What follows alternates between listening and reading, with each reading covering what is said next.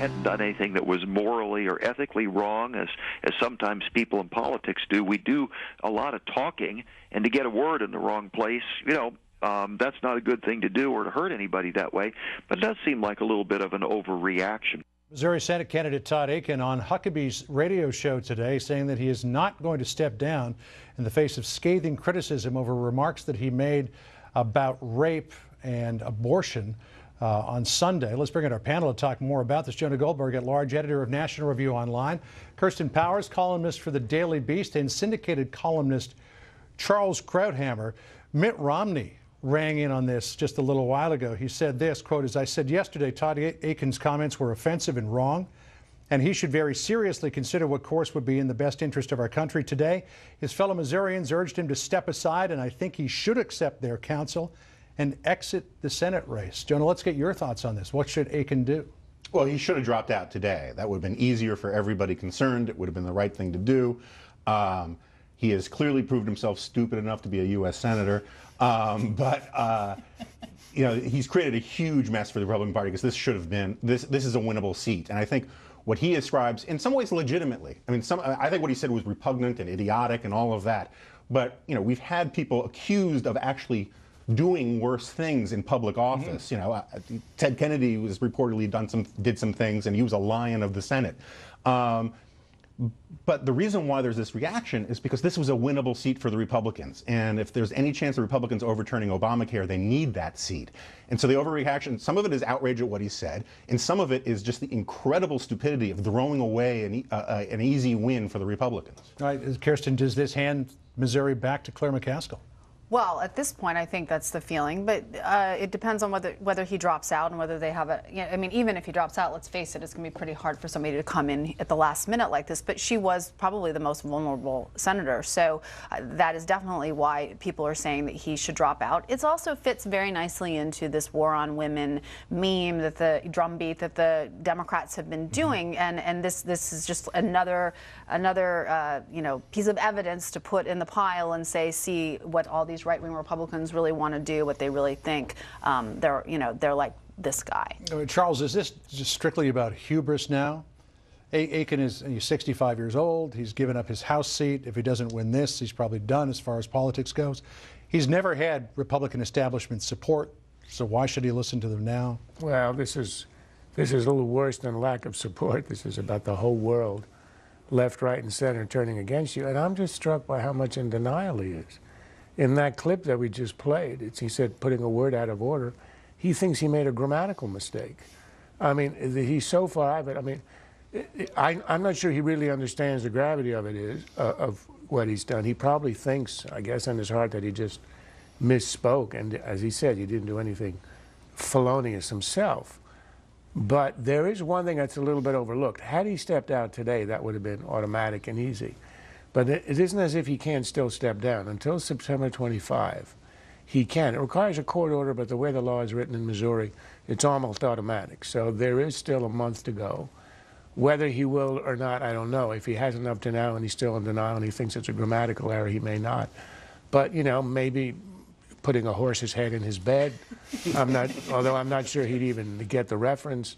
It sounds to me as if he's going to be, as you say, where's he going to go at that age and having been in Congress for that long? But it is, the reason that Republicans were so angry is that it was a winnable seat, and now it's not if he stays in. Yeah, well, I was going to say, it's true that the Republican establishment doesn't thinks what he said was really crazy, but it's sort of in the political world. But if you look at the activists, the Family Research Council came out and defended him, and I think Focus on the Family came out and said, oh, this is just gotcha politics. And so in some sense, he must feel like he's got support from these kind of activists to whom, unfortunately, this kind of stuff really isn't that unusual. Although it was telling today, Hannity asked him on his radio show, he said, has anybody asked you to stay in?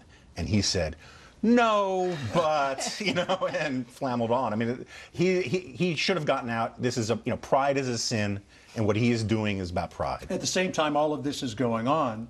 The GOP is crafting its plank and the platform on abortion, basically the same as what happened 2008, 2004. No talking about exceptions in the case of rape or incest. And now, Charles, the Democrats are trying to put these two things together, calling this the Akin Amendment in the platform. Well, that's why this is all the worse. I mean, there's nothing new in the platform. This is how it's always been in the Republican Party.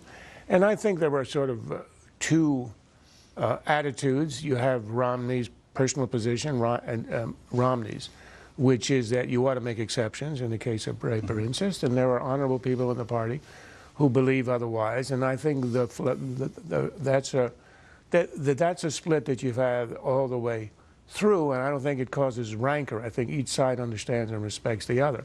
But you are absolutely right. Democrats are going to exploit this. They're going to make this into extremism.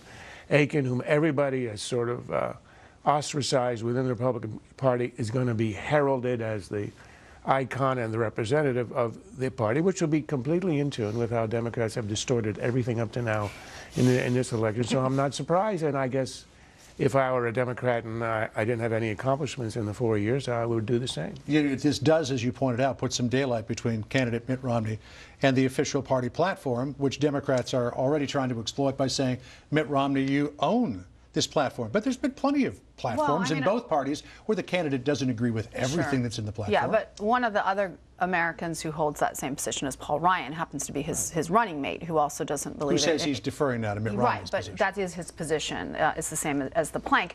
And, it's true the planks aren't that meaningful in terms of what the party does, but I think that because of the Akin situation and then having now this come out, it's putting a lot of attention on it, and while people within the party may not care about it, that position is wildly out of step with the average American, and I think it is seen as being extreme, for good or bad. I mean, I think it's an intellectually consistent position, frankly, but it is seen as being extreme. I detect a contrasting position. Well, no, there's just something very otherworldly about this, right? I mean, the relevance of what Akin's views are on all this is very hard to connect these dots to the real world.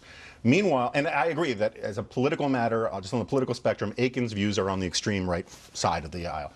We have a guy sitting in the Oval Office today whose views are way on the extreme left side of the aisle when it comes to partial birth abortion, when it comes to the Born Alive Infants Act, when it comes to abortion on demand, the sanctity of Roe v. Wade. He's the guy who gets to appoint 2 Supreme Court justices next year if he gets, or his next term if he wins re-election. And the politics of abortion, as they discussed a little bit in the piece earlier, are not necessarily all that bad for Republicans. Abortion tends to help Republicans on the national level more than it hurts them. And I think some of that has been lost in this discussion. And what's remarkable is, unlike the other social issues like gay marriage, where the country inexorably moves left on this, if you look at the polls on abortion, they have actually become more pro-life. And that's probably a result of technology, ultrasound and all that, which makes people sensitive in a way that they weren't before. So I think it's either a wash, or I think for generally overall in an election, the pro-lifers have the advantage in who affects the election more.